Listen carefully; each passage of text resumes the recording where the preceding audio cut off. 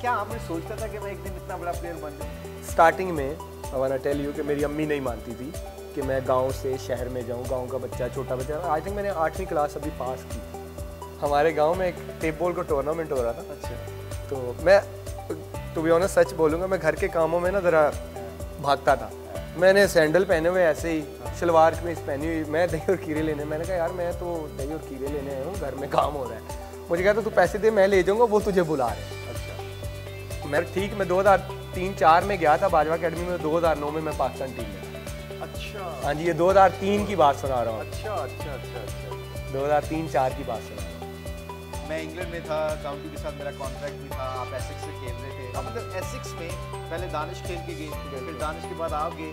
वो पाकिस्तान कहते हैं आप you know like in dressing room in the fun, वो लगता नहीं है कि यार हम जिस तरह वो सुपरस्टार उसको समझते थे। पाकिस्तानी क्रिकेटर्स को भी बोलूँगा, जब भी लाइफ में मौका मिले काउंटी क्रिकेट ज़रूर खेलें, क्योंकि जो मैनेजमेंट सिस्टम है उनका बड़ा अच्छा है। आप सीखते हैं, क्योंकि देखिए अच्छी चीज़ आप छोटे से भी सीख सकते हैं, बड़े से भी सीख सकते हैं। आपको जहाँ से भी कहीं से भी अच्छी चीज़ मिलती है उसको पिक करना चाहिए। हमारी पब्लिक भी बड़ी मासूम है बेचारे, वो जो देखते हैं वो शायद बिलीव करना शुरू हो जाते हैं उस पर, क्योंकि हमारी पब्लिक इतनी इमोशनल है क्रिकेटर्स को लेके कि वो बहुत इमोशनल है। तो वो इनको मैं क्लियर करना चाहता हूँ कि देखिए बोर्ड और प्लेयर का अच्छा ही ताल्लुक होता है।